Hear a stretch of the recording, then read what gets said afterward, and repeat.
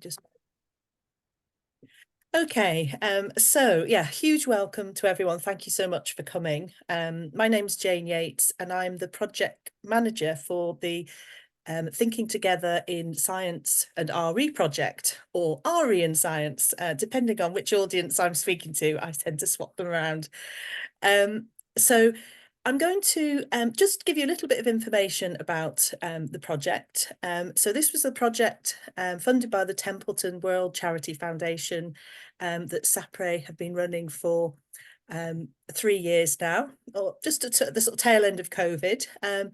And it was to bring science and RE teachers together to do SAPERE P4C training and explore the dimensions of science and RE, and also together as well. We work with 6 schools with their year 9 and 10 classes, but actually it's spilled out beyond those age ranges. And we're really fortunate to have 2 special schools that joined in the project as well, both quite very different special schools, as you'll see tonight. And both worked in different ways with how they've worked with P4C. So without further ado, I'm going to introduce our guests that we've got here tonight. So shall I start with Villarreal? Angela and Laura, I'd let you introduce yourselves. Hello. So I work at Villarreal School in Consett. I'm a SEND teacher, early years specialist, science specialist, sustainability lead. I'm also on the SEND organising forum for the northern region of the NAU. During the holidays, I run inclusive STEAM camps across the northeast, which incorporates philosophical inquiry. There we go, there's a mouthful. Thank you, Angela. Hi, I'm Angela Dugan. I'm a Key Stage 2 teacher, autism specialist. I'm also Key Stage 2 lead in school. I am the RE coordinator, Duke of Edinburgh, and primary careers as well. Okay, thank you. Laura, can we hear from Altbridge School, please? Hi, I'm Claire Winstanley. I teach at Altbridge School. We are a specialist school for students aged 11 to 18. I currently teach maths, but I am the curriculum lead for the Innovation Discovery, which is maths, science and DT. Hi, I'm James Cook, so I'm the leader of what's called the global curriculum. Traditionally, you will know it as humanities subjects, so history, geography and RE, and I've been leading P4C deployment and development here at Altbridge over the past couple of years with the project. Okay, thank you, James. And we were really lucky through this part of the project to reconnect with Tracy Edwards, who I'll let introduce yourselves. But Tracy has gone through the SAPERE training pathway and a big fan of P4C, I know.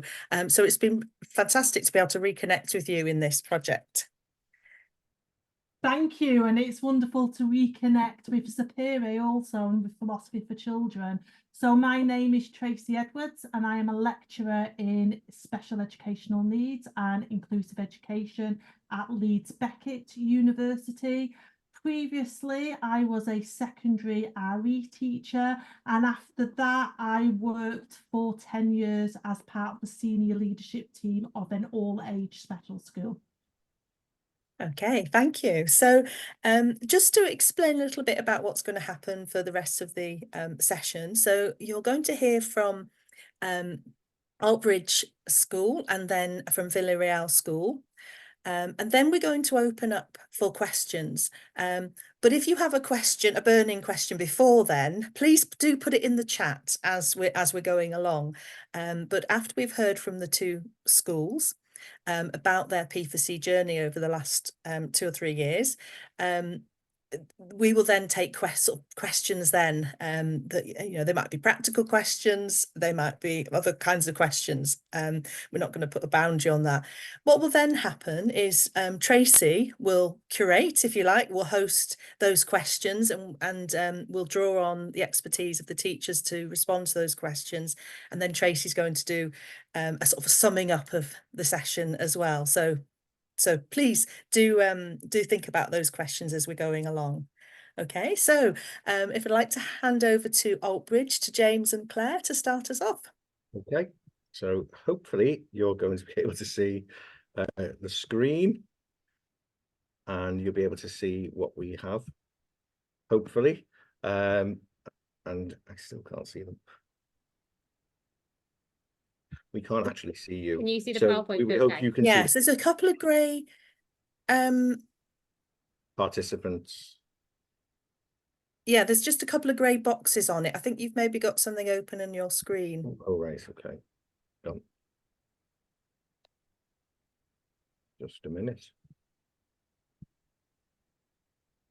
Don't worry though. Yeah, it's open twice, that's right. The wonders of technology. I know. Yeah, there we go. So let's share this. And just to mention, while this is on, the session's being recorded, so you don't need to record it yourself. And you'll get a copy afterwards, the recording. Is that okay? Yeah, it's just got a couple of great, they might just go in a minute. Yeah, that's fine. Okay. Okay, Brill. So just to start you off, just a little bit about our setting. So me and James work at Altbridge School in Huyton. All of our students have EHCP plans, which is Educational Health and Care Plans, and it's a requirement to get a place in the school.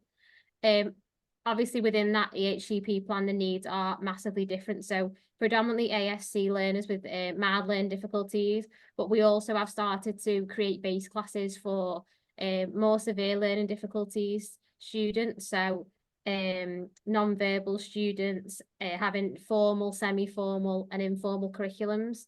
And within that, qualifications we offer when they get to Key Stage 4 range from entry-level qualifications up to GCSE, just depending on the needs of the learners in each class and each year group.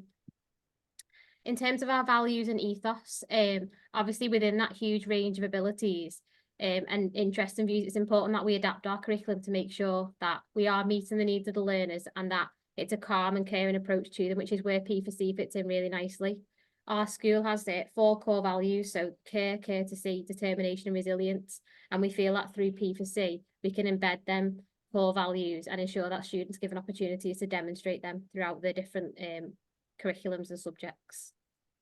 And then in terms of what we've been working with SAPERE for our vision really for P4C and why we've actually taken part in this project, we've looked at embedding P4C across the RE and the science curriculums. So we've had to look at planning topics, as you can imagine, and things in science range from topics like genetics or even evolution, you know, why does a giraffe have a long neck? Those sorts of big questions for people to inquire, and also nuclear power plants as well, which is an interesting one that they do in science. In terms of RE, so we look at things like you can imagine concepts like punishment, concepts like love, faith, what it means to be human, are humans evil, you know, ranging from lots of different perspectives really of what RE can include. And as you look at RE in particular, with obviously each area of the country using predominantly, if they're not an academy, the local SAPERE syllabus, lots of SAPERE syllabuses for many years now have been including either direct references to P4C or actually other ways like big questions or big ideas. So for us, it's a really good way for us to actually meet some of those expectations what are on us for our curriculum anyway, but also to help the learners to have a better experience of some subjects which they may find challenging traditionally here in school. So in terms of how we enhance and adapt our P4C, we took staff views to ask how we could engage our learners. And we talked about P4C, how it can be difficult to engage learners in those kind of discussions. And we spoke a lot about the importance of the environment that we host P4C inquiries or concept activities in, and making sure that the stimulus that we use are relevant to the students. So they're not there to shock them, they're there to promote the curiosity, get the students thinking and having discussions with each other. So in terms of science, it's been really important for making hypotheses, talking about what you think is going to happen and critically analysing other people's views and what they think will happen as well. And it's given our staff an opportunity to get to know the learners on a different level. So more more focus on their verbal communication and less focus on what they will write down and the formal aspect of the curriculum that obviously we still have to use. And as we've been working through the project, we have had to enhance and adapt, obviously to meet the needs of our children and learners, and also for the staff as well. But I would highly recommend, from the training that we've had, which has been high class, really, it's so important to think about the ground rules and bringing together those 4 Cs to actually help the learners understand what sort of skills we're going to be learning and using throughout our time using P4C, whether it's in a full inquiry or whether it's through certain concept activities that are planned and delivered. But for us, it's all about enhancing their opportunity within lesson to take ownership, as Claire said as well and hinted, to really give them a chance to experience these subjects in a different way, a vibrant way, rather than the traditional 45-minute RE lesson where they just be sat learning about, I don't know, the life of Jesus or somebody.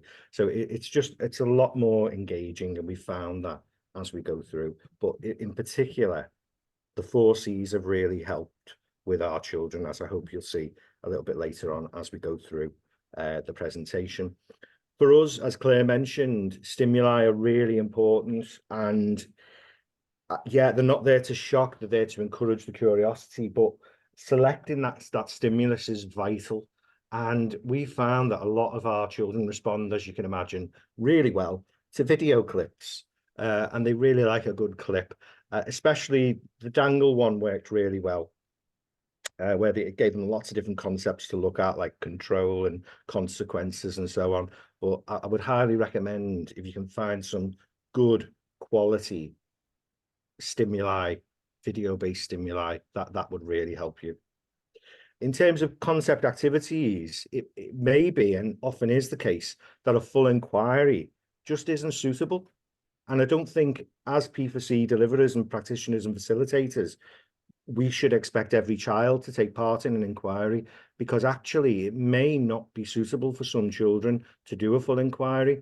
What we do is we thread throughout our curriculums different concept activities to prepare them lower down in the years, in year 7, 8, but also later on in year 9 and 10, taking it a step further, hopefully developing into inquiries as well.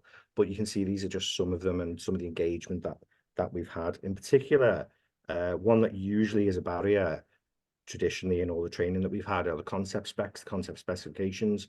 But actually our children have taken really well to these, and I think it's because we've been doing a lot of work recently in reading about synonyms and antonyms and so on. So it really does help to know your curriculum outside of P4C as well, to see what sort of activities will work and stick, basically.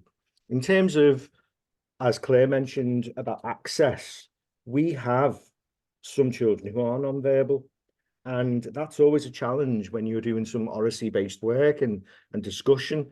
But actually, the training has been so influential in our development of P4C, because we've got strategies like bingo, where that child in particular could sit and actually be aware of what skills, 4C skills, are being used, and actually making a log of those for the teacher as well. So helping us with our workload as well, if we're honest, to actually help us to see what areas we touched on this time. Maybe we need to focus on another area itself. Again, the 10-step approach, it's not written in stone.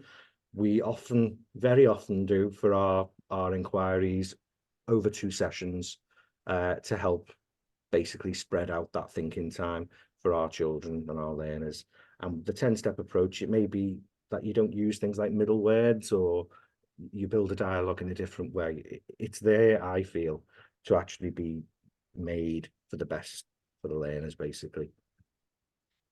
In terms of reviewing our practices, we've been really fortunate to have obviously the support of SAPERE, but also the backing of our head teacher and SLT in releasing staff to access the training.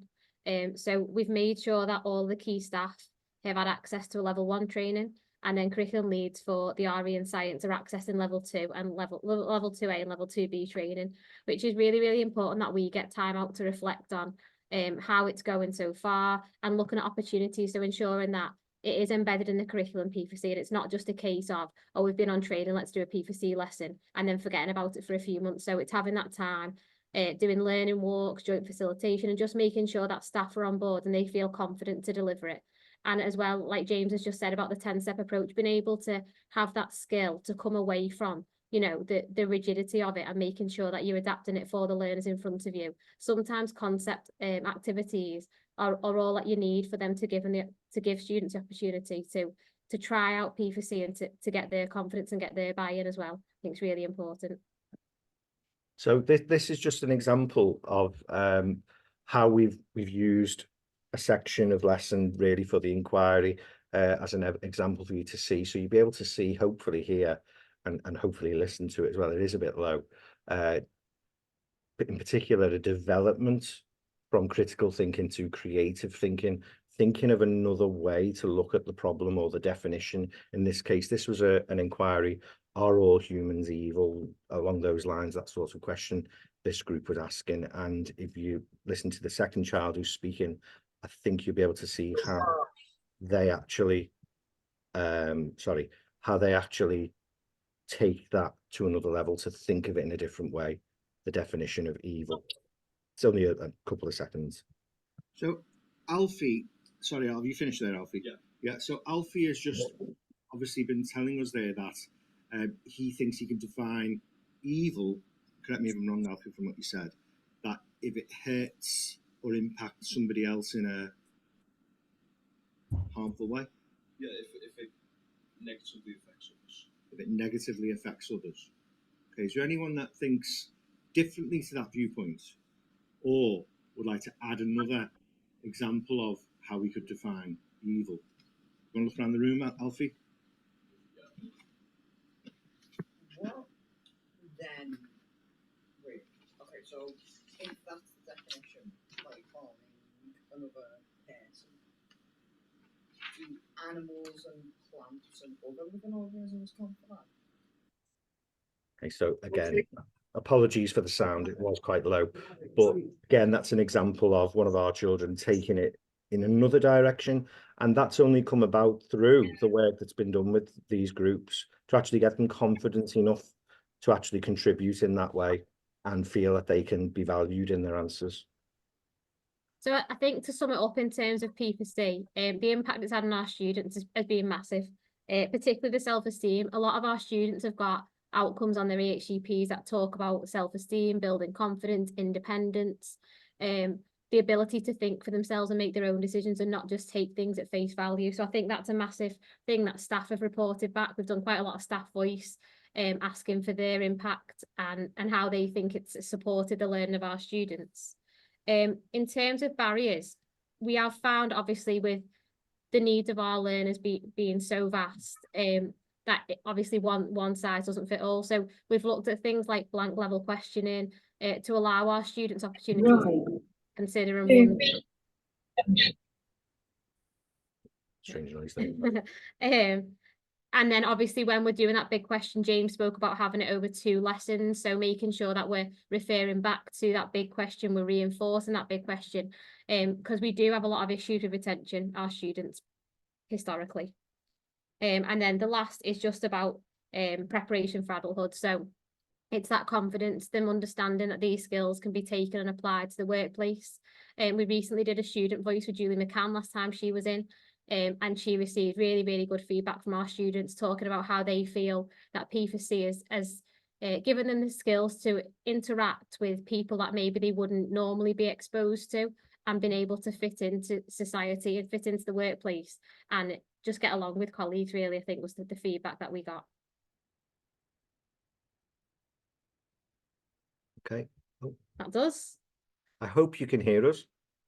I can't hear. Yes, yeah, thank you so much, James and Claire, for that wonderful presentation. And as we said, we're going to save questions for afterwards, but perhaps while Laura and Angela are getting their presentation set up, if people would like to think of questions and pop them in the chat, just while we're getting the second presentation set up. And if you've got a question that's for a particular school, you know, please identify that as well in the chat. So thank you, James and Claire. Thank you. Can I just say sorry for the people that may not have heard that clip? And so the young person actually changed the definition focus. He actually said, if we're looking at evil harming people, should we also look at plants and animals as well? So that was trying to take it to another definition. Sorry for the audio quality.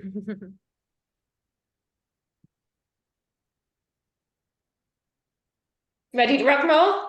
Are we Yeah, ready? we're ready. Yeah. Okay. Can you see our presentation? Yes, we can see it. So there, right. Okay, so we are from a totally different sort of setting from the other special school. We are from Villarreal School, and it's a mixed day school for pupils aged 2.5 to 19.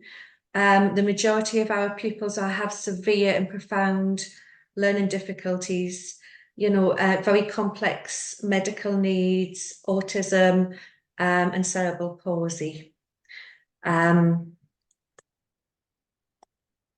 We're having a moment. I think we may be having technical difficulty. Hold on.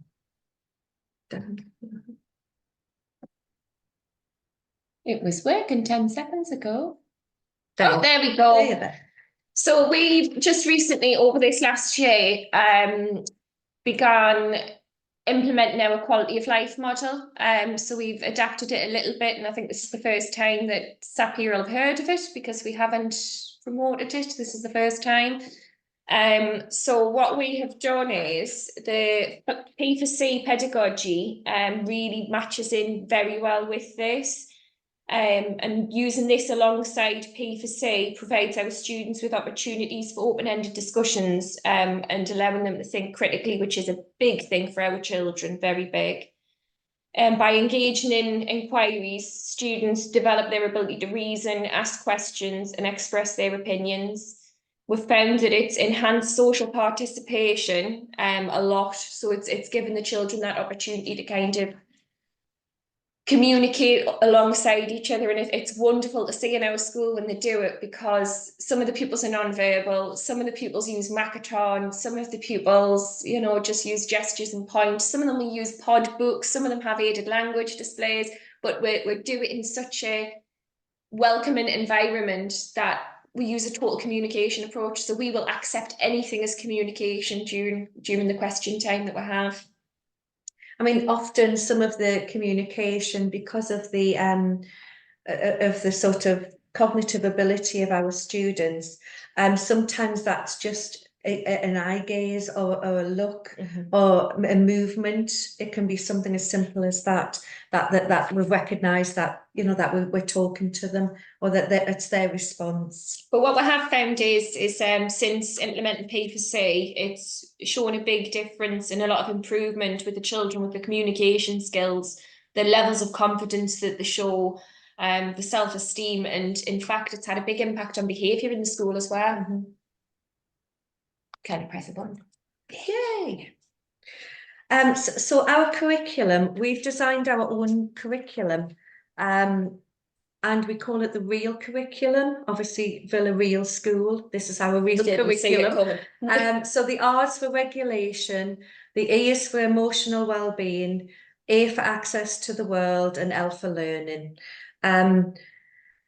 It's designed to support our students with their learning difficulties, you know, to help them on their journey towards independence and adulthood. And the framework provides structure, a very structured approach.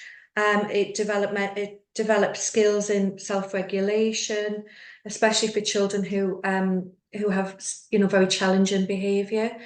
It supports them. It does fit in with our quality of life model as well. But we do find that using P4C as well, with all of the you know, the real curriculum, it's fitted in really well with that, and it does support regulation, emotional well-being, and access to the world and our learning as well. Learning. Yeah.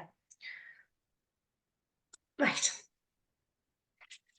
So obviously we've got different pathways in our school. The pathway 1 is all about, it's very sensory based. It is supposed to be for early years foundation stage. However, we do have children who are on pathway 1 who are a lot older than older, yes, yeah. so it doesn't depend on sort of the ages. We don't focus on age, we focus on stage. So it's stage, not age, the whole way through. We give the kids what they need based on their ability and their levels of confidence as well. Sometimes a child can be really, really clever, but just needs that confidence boost to get them onto the 10 subjects, or so it's whatever the children need is what the child gets. It's very individualized, it is. So obviously pathway 2, it's more about exploring, engaging in the curriculum. Pathway 3 is more academic, which is would probably fit in well with the other special school. And pathway 4 is our sort of post 16, and that's moving on to adulthood, careers, that type of thing.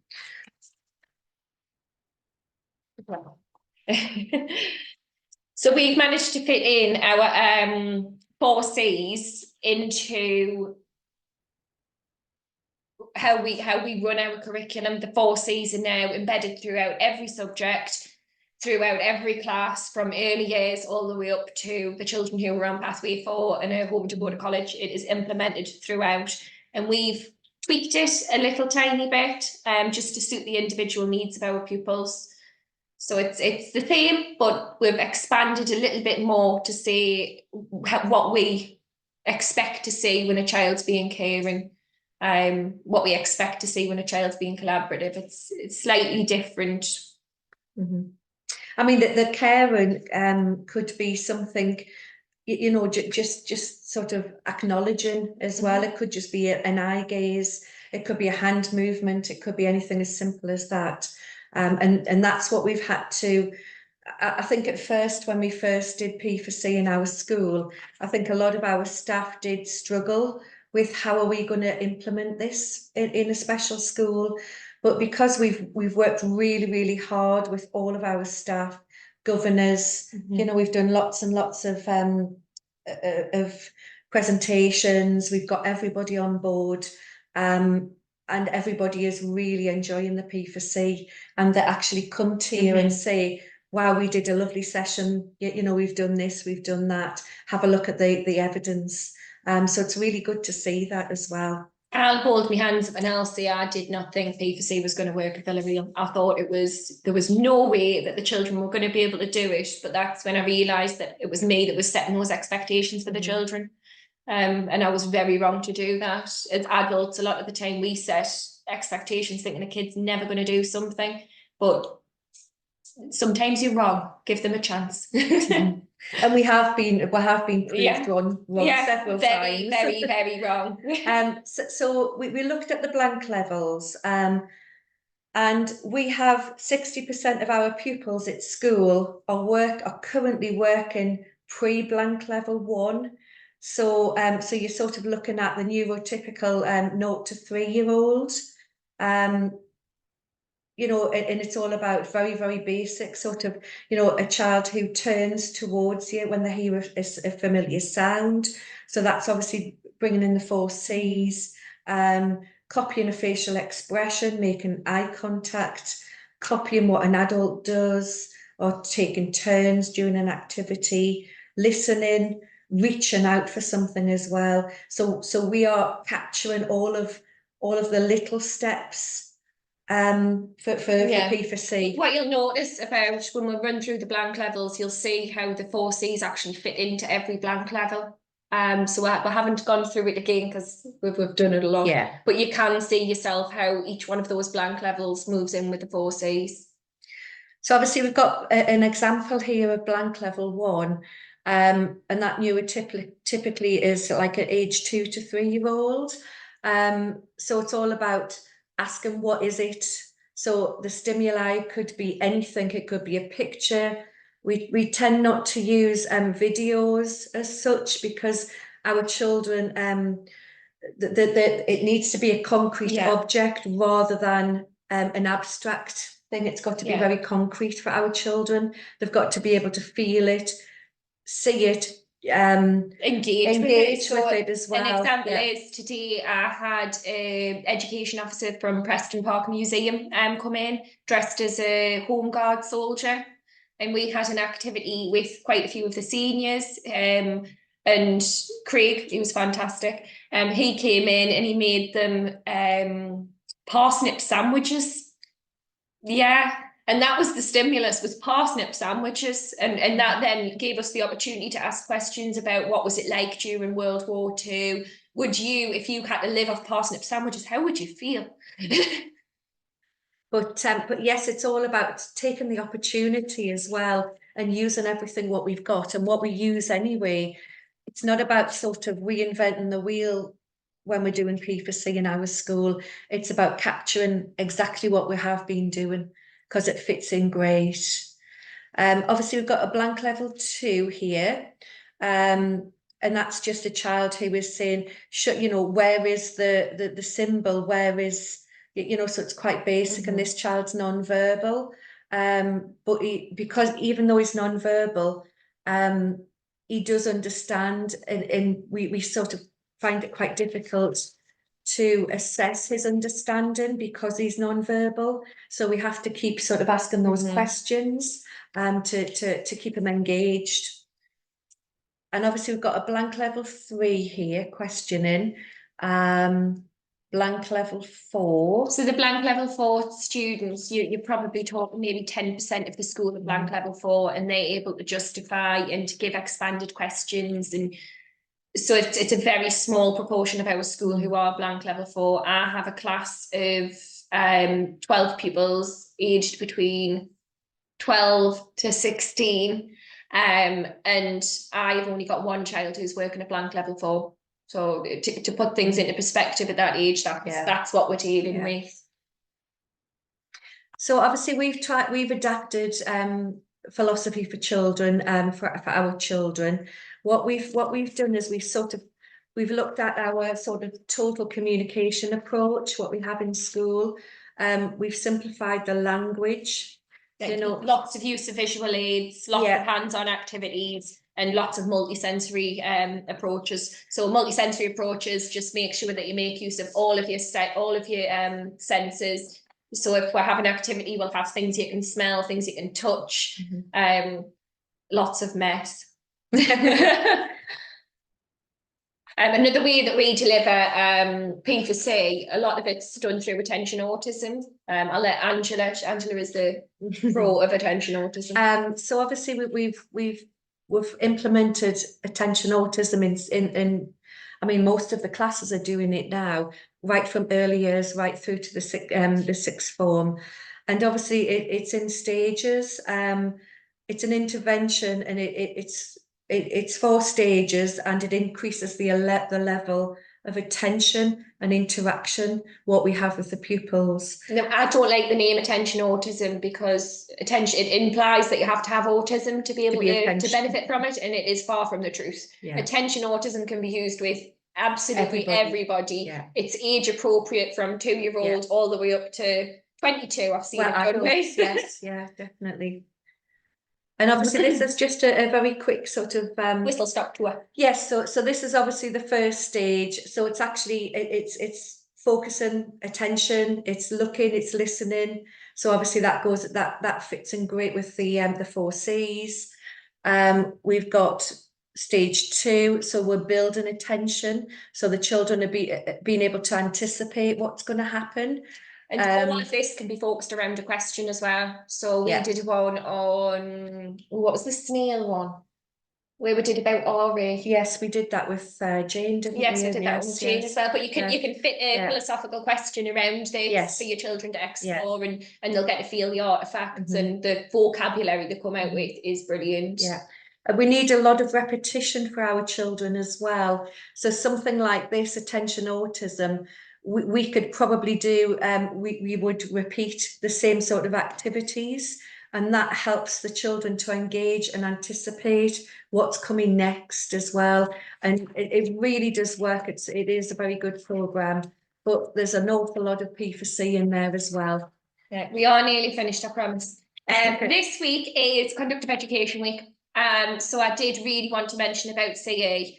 If you don't know what it is well worth looking into, because it is an amazing practice.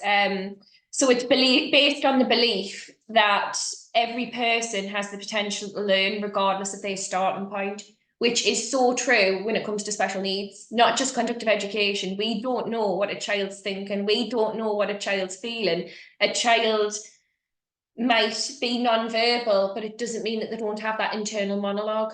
They might be coming up and correcting the world and putting the world to rights in their mind. We can't judge what they're thinking and what they're feeling.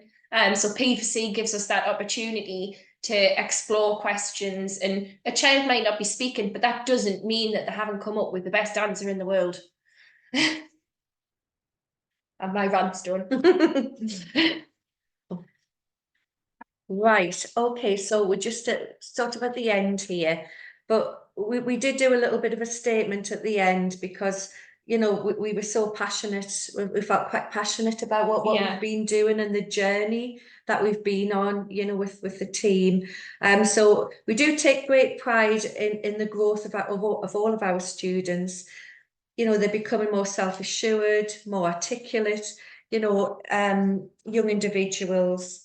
They, you know, our pupils are now capable of reflecting on their education and the impact of participation in the school community. We've heard children when they've went home to the parents and told them what they've been doing and how excited they've been about the stimulus, and that's the really good thing about using concrete objects, is it gets children so enthusiastic about science, RA, every other subject. Yeah. And we've also mentioned about homework as well.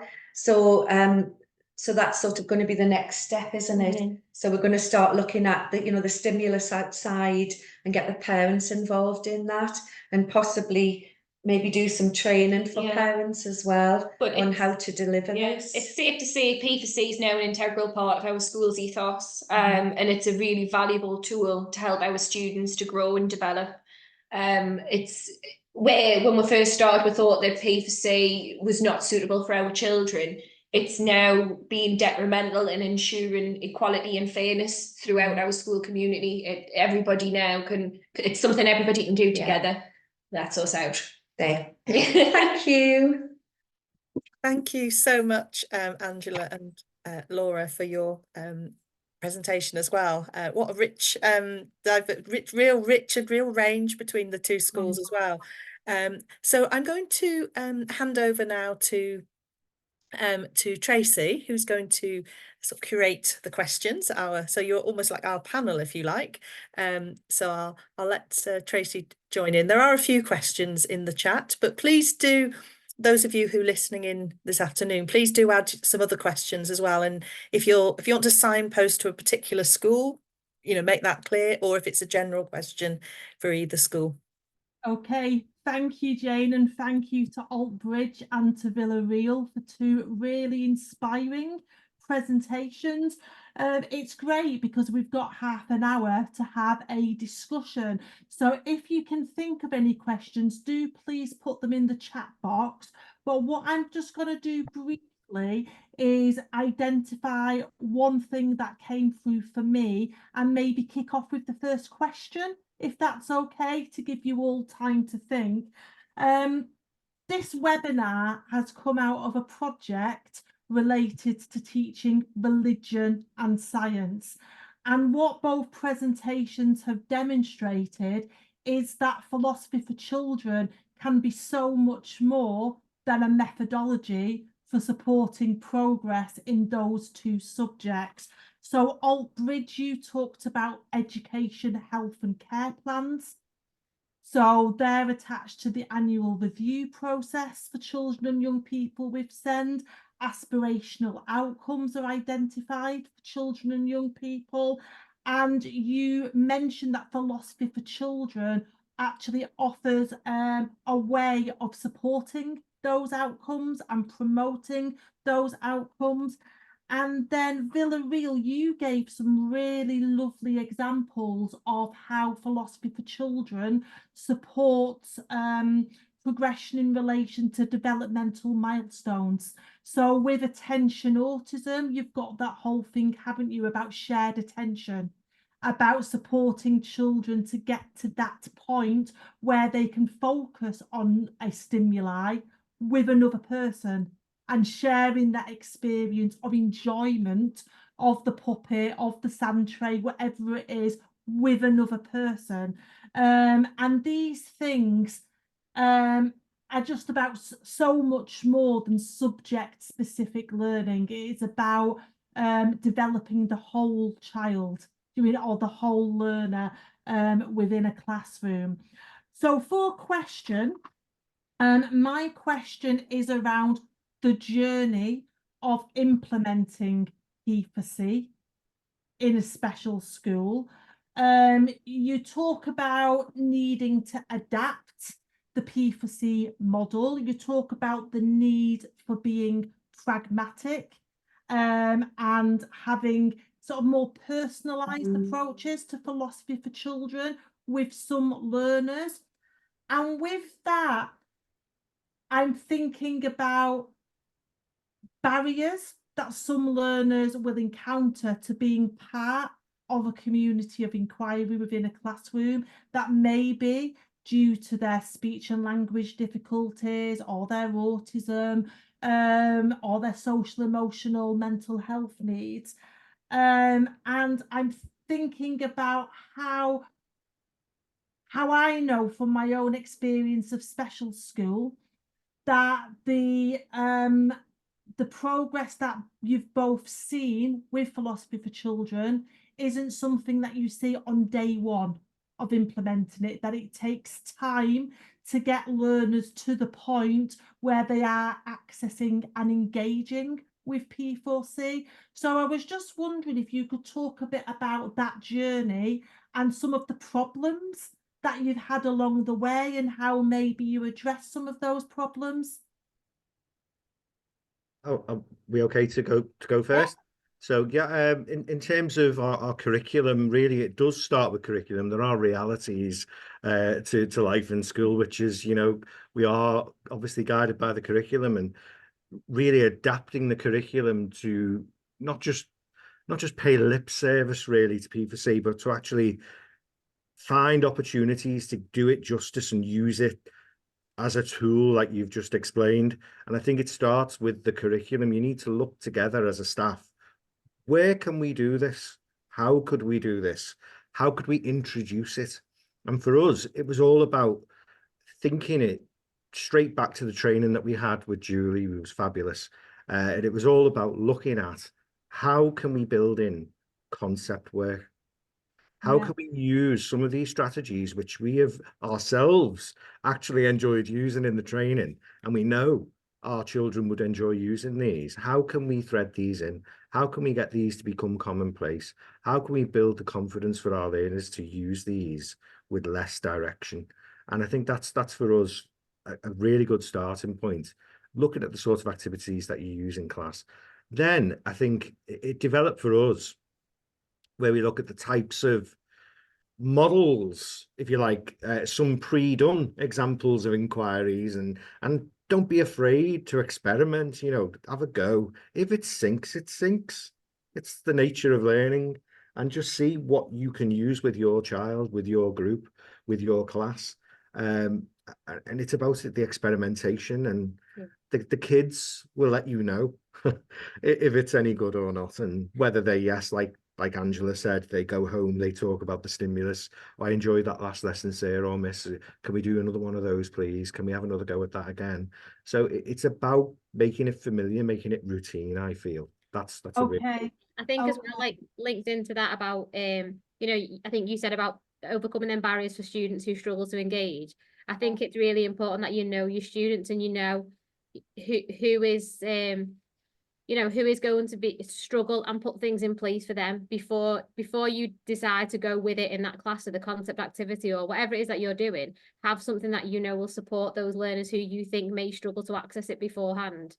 One way we kind of get around that is we have pupil profiles, so we will update them regularly with different support mechanisms, different triggers that work for our students, and they're accessible by all staff. So if you do pick up a new class at the start of the year, you've got a little bit of background into how last year's gone for them, what's worked for them, and things to avoid, things that they don't like.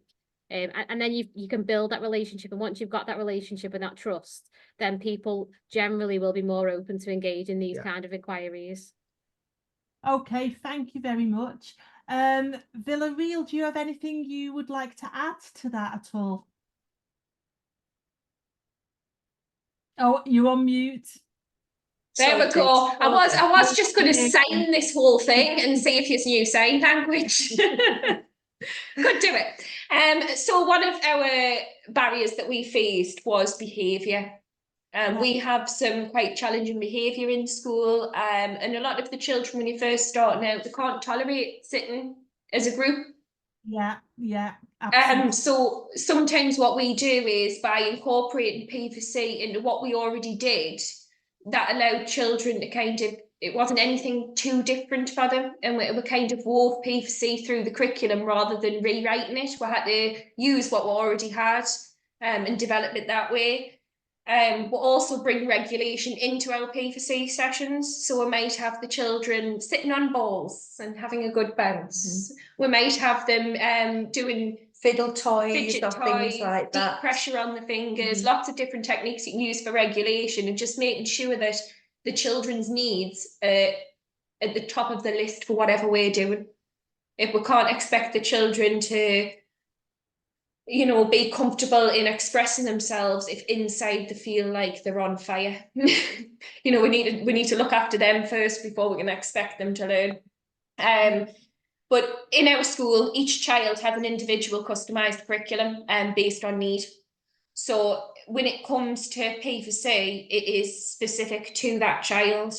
We're so fortunate to have such a supportive head teacher, and we have a lot of autonomy in what we do. Our head teacher trusts us to kind of adapt and just go with it, and we are really, really lucky to be in that situation, because I know a lot of mainstream schools sometimes struggle because you're so focused on the curriculum and ticking all of these boxes, but we do put the children at the forefront of everything we do. It's all about need.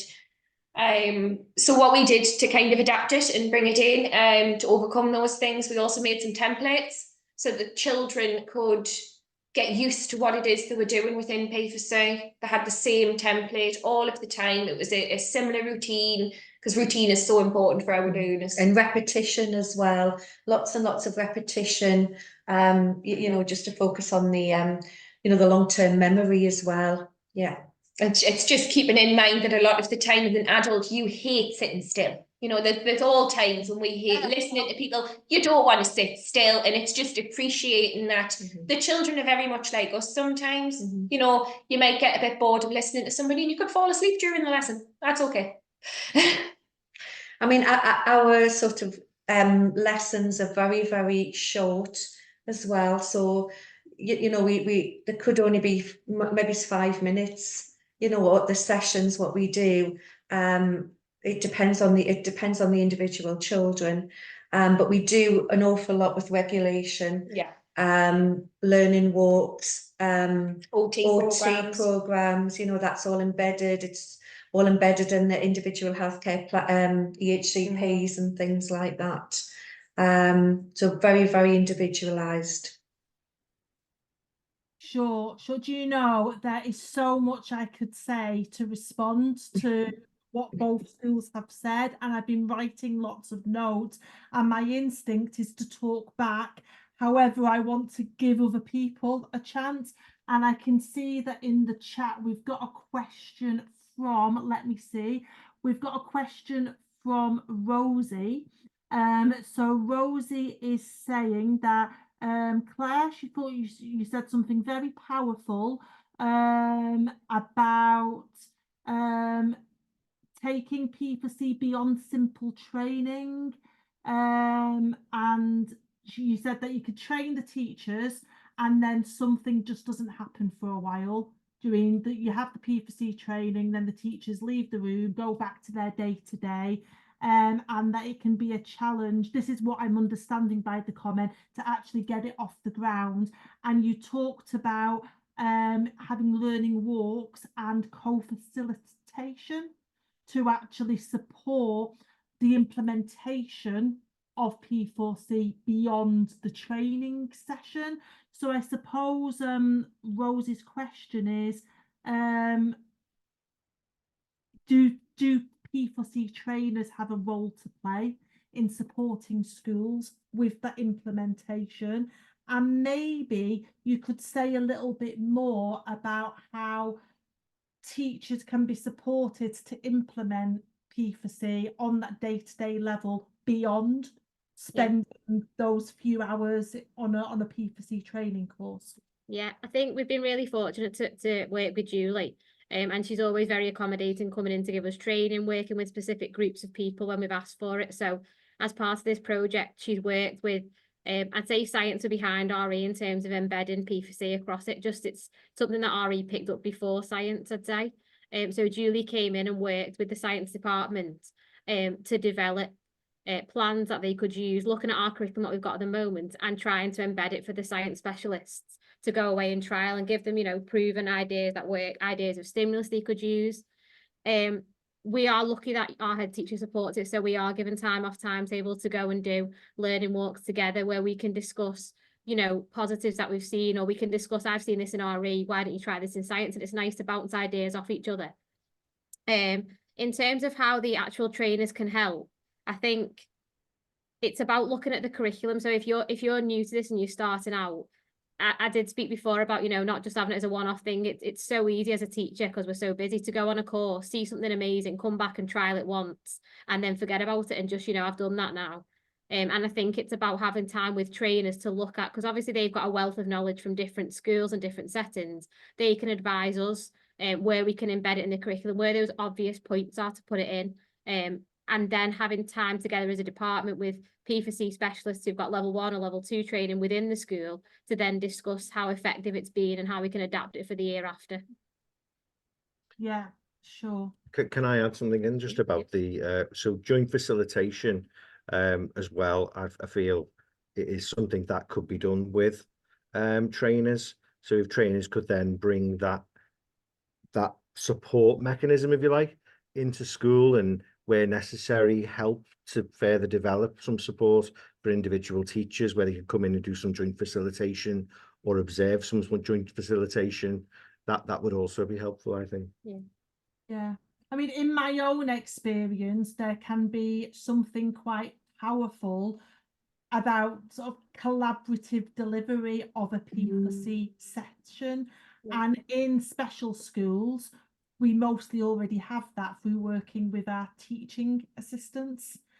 But just being able to share the experience with another adult of the session, and share that amazement in the surprising comments that the learners come out with, in seeing a learner who hasn't spoken that much before suddenly pipe up and have all these opinions on vegetarianism or whatever it is. It can be great to do that, not as the individual teacher, but to actually work in partnership with a colleague. So we've got more questions. Hopefully we've got time for them. So the next question I'm going to pick up on is also from Rosie, and Rosie's also made a comment, and it's around the relationship between P4C, you know, as a approach, as a methodology, and then SEND specific approaches. So I know that in Villarreal's presentation there was a discussion on attention autism. So do either school want to maybe share some reflections on how P4C works alongside SEND specific approaches, whether it can work alongside, whether there are any tensions with the P4C approach and any SEND specific approaches? I think from the experience what we've had, when we first started the P4C in our school, and we were sort of delivering training to all of the staff, it seemed to be quite a sticking point for the conduct of education staff. And I think because they run, you know, that's such a specialised programme, and it's you know, it's very very unique program, that we had to work with the staff and sort of say, right, show me what you do, let's have a look at it, let's break it all down, and then go, well, yes, you are actually doing P4C in your sessions. So they didn't have to do anything different. They were doing it in all of the sessions anyway. They were hitting some of the 4Cs. But then by making them aware that they were already doing it, it then they then thought, oh well, this isn't too bad, and then they were opening themselves up to actually learning a little bit more about P4C, and then that's how we managed to sneak it in a little bit more, because they were already realising that they're not changing what they're doing, they're not having to do another thing and tick another box. As soon as they realised that it would be beneficial, they were happy to come on board, but we kind of had to bribe. Yes, we did do an awful lot of CPD, didn't we? And we have a linked governor as well. You know, it's now embedded in medium-term plans for teachers. We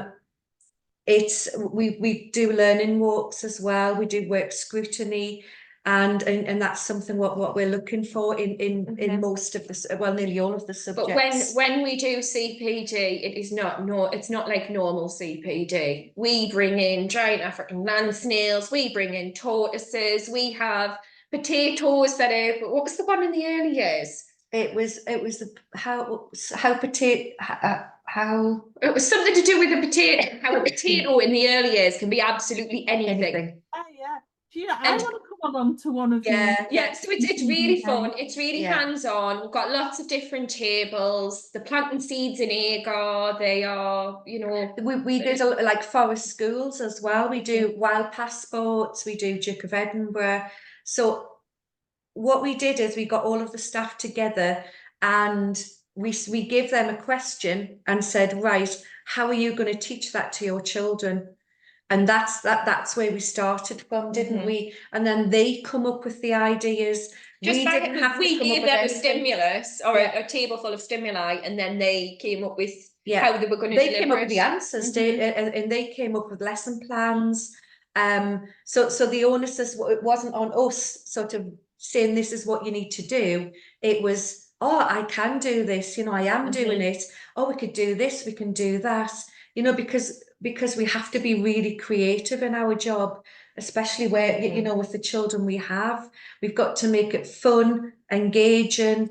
It's the same as children. You give a child ownership of their learning and they can do anything. It's the same as being a teacher. If you're not given ownership of your job and how you want to do things, you're going to lose interest. So as passing it back to the teachers and giving them the autonomy to do it has helped massively. Yeah, absolutely. And Biesta writes a lot about that, about the importance of a professional agency in teaching, about teachers having that creativity and the autonomy to shape their practice and respond to the actual pupils in their classroom rather than the hypothetical labels that we may read about or go to a very abstract course about. Okay, thank you. I'm just looking at the questions. We have a question from Jane, and Jane has asked, what would either school recommend to a special school or a mainstream for SEND pupils starting on their P4C journey based on what you know now? So if there's a school they haven't heard of P4C before, or they've just been on a short course and they're implementing it for the first time, what would you say to them? I'd say just access any training that's offered to you, and ask those questions. So if someone says something you think, I don't know what them 4Cs mean or what are they, ask those questions, because if you don't ask them then and then you try to embed something that you're not really confident with yourself, it's just going to fall flat on its face, and the kids can tell a mile off. If you're not prepared and you don't know it well enough to deliver it to the children, it's not going to take off, and you're not going to have that buy-in from children. I think getting your staff on training as well, so they understand the importance of it, and sharing, you know, successes with staff. And originally at the start, if you do P4C with a certain group of students who you know might be seen as difficult across the school or difficult to engage in certain subjects, sharing that success, you know, even particular students, particular classes, such and such a body doesn't normally speak in English. We've just done P4C and science. They were amazing. You won't believe what they contributed, and celebrating successes amongst staff. So feel you know, open that dialogue so they can come back to you and say, this happened today, it was amazing, I can't believe it, you know, get the staff on board, you need the staff buy-in. Yeah. Okay, thank you. And that seems to be a recurring theme throughout many of the things you're saying about P4C not just being a sort of teaching methodology, but about it being part of the whole school culture, driving whole school improvement, and about getting stakeholders on board, senior leaders, other teachers, which links very well into the next question. And the next question, which is also from Jane, is about parents. So are your parents aware that P4C is happening? What have their reactions been, and have there been any sort of negative reactions from parents? Well, in our school, we're quite lucky because one of our parents is also our P4C linked governor. So we are quite, you know, it's good for us. But we do put it on, it's on our website, isn't it? So it's advertised on the website. And like I say, one of the things what we're looking to implement is to bring parents in and to do a little bit of sort of some sessions on P4C and how they can take that you know, the strategies home with them and use them at home with their children. The driving tool that we're going to use for it is around sustainability. So at the minute we're currently setting up ways to fix clothing, making clothing, things like that, and we will bring a lot of philosophical inquiry into it because it's going to be a little session where parents and children can come together and making things and fixing things themselves, and we can bring questioning in through that and get everybody enthusiastic about it. We're also doing sort of the grounds as well, our school grounds. So we're inviting parents in to do to you know, to sort of like tidy everything up, you know, plant some flowers, that type of thing, and starting to engage parents a lot more. We do, because of the nature of our school, our children are transported, aren't they? Yeah, a lot of the time, buses and things like that. So sort of parents find it difficult to come into school as well. So we do have quite a few parents who do engage with us in school. It tends to be the same parents, but obviously very local parents. But we've got children, you know, 20 odd mile away, you know, who travel 20 mile to come to our school. So that probably is a bit of a stumbling block for us with the parents. But our parents always have such an open mind. They know that they know that if we do something, we're doing it for a reason, and we would only do it if it works. They know that if it didn't work, we would give up. Yeah, and it's about that relationship with parents and building that trust with parents. Yeah. So trust is there. Yeah. When you use the word philosophy, they trust that actually you're doing something authentic that's in their child's best interest. Yeah. And you see the way our school works, our children can stay with us in our class for 4 years. And our classes, obviously the size of classes can range from like 5 children to probably at the most about 12. So we are quite small classrooms and small, you know, so we do get to know the parents really, really well. You know, we do contact them daily. You know, there's daily messages are going to and from regarding pupils.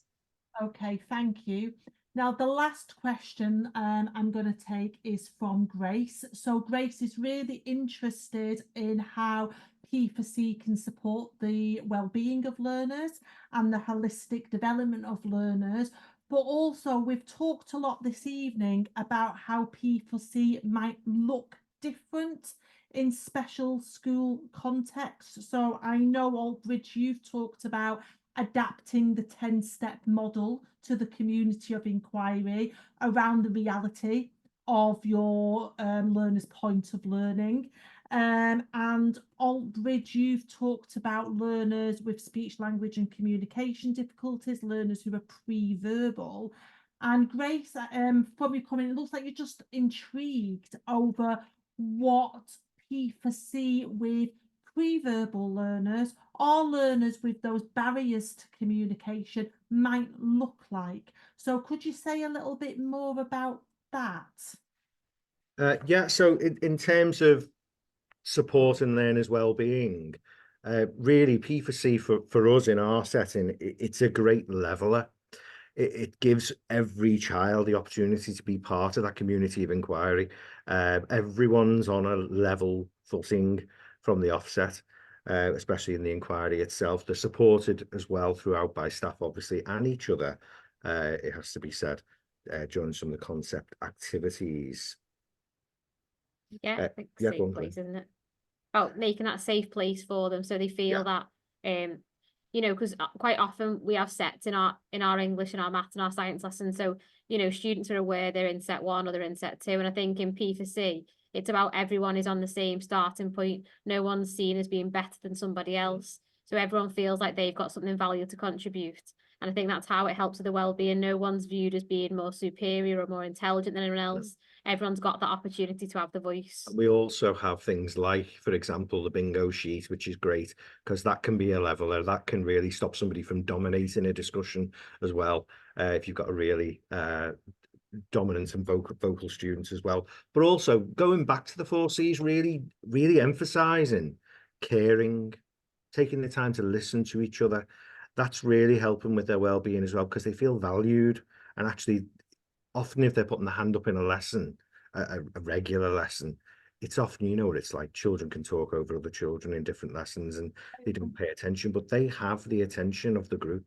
They have the attention to speak, and people are actually going to listen to them and listen to their voice. Wonderful, isn't it? It really, really is. Thank you again. I can't emphasize how inspiring it really has been listening to both schools this evening. I'm just going to share a few reflections to sum up, and just really sort of communicating some themes that are coming through that I've identified. I think the overwhelming thing in both presentations is around professional integrity and authenticity. So you've said around how you're not just about doing philosophy for children for the sake of it and following that 10-step model no matter what. It's not about philosophy for children as theatre, do you know what I mean, and giving the appearance of doing this wonderful thing, but you're actually thinking about your particular learners, their point of learning, and what would be of value to them and their development. And that may be in relation to religion and science or the EHCP or a developmental milestone that they're working on. And with this kind of notion of authenticity, we've got this discussion around P4C as a methodology and the use of specialist pedagogies such as conductive education and attention autism. So Villarreal, you've talked about how P4C can work quite nicely with those specialist approaches. I think what's come through even more than that is that it's not about teachers being implementers of P4C or implementers of attention autism. It's about teachers being teachers, and it's about teachers actually paying attention to the children or young people within their classroom and responding to the reality of where they're at. Another thing that's come through both presentations is this idea of surprise and of changing perceptions. So Villarreal, you were talking about how at first you were reluctant to implement philosophy for children. You weren't sure about the value of it. but by implementing it, you started to see your learners in new ways. You were putting the young people in a different context to how you ordinarily see them, and they surprised you. You know, they responded in unanticipated and unpredictable ways. So with that, we're removing a kind of ceiling of our sort of perceptions of what we think our learners can achieve, which is a testimony to how powerful philosophy for children can be.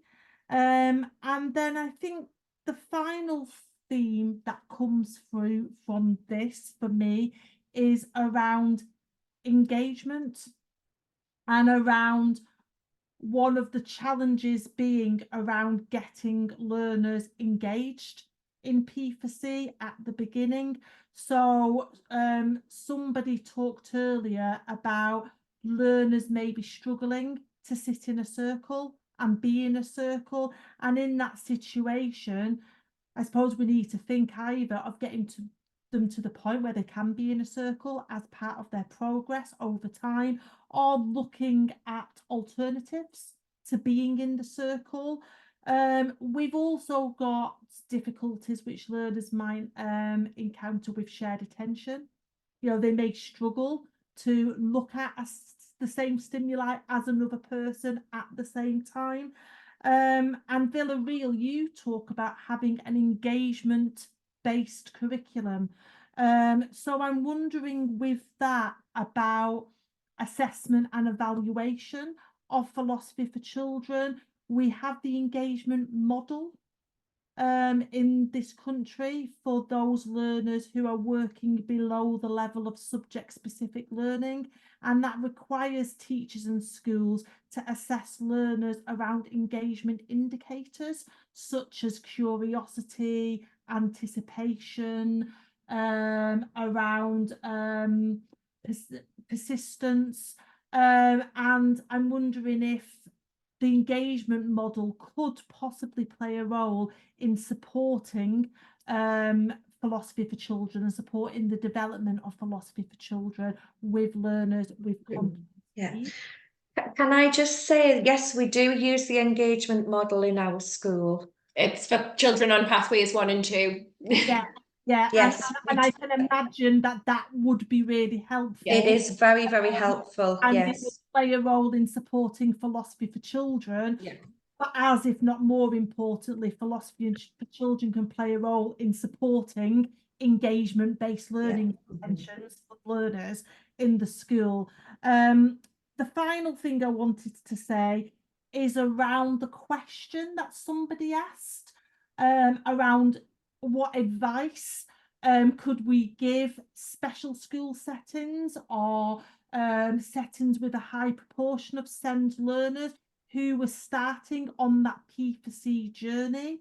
And we've talked about the importance of getting people on board and giving teachers that autonomy to try things out and to get creative with it.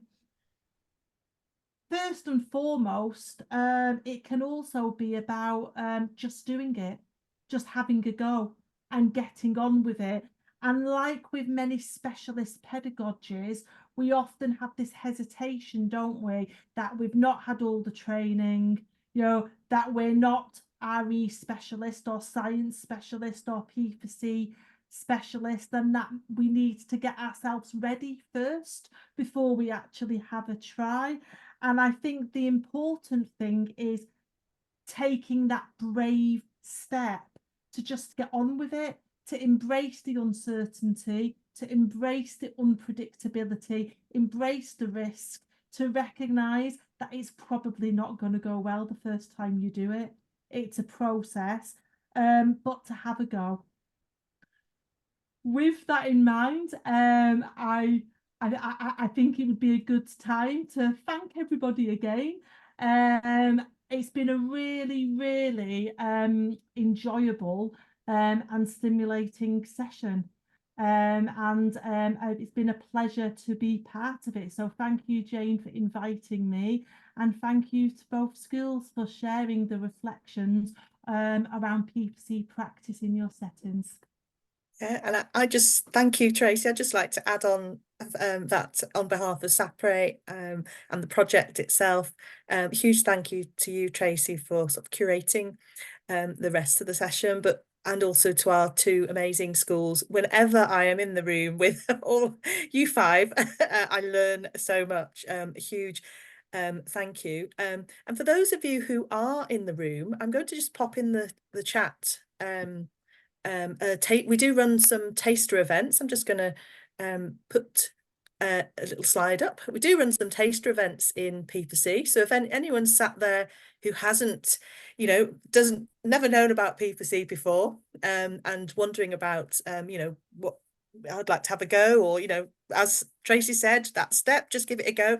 We do run some free taster events.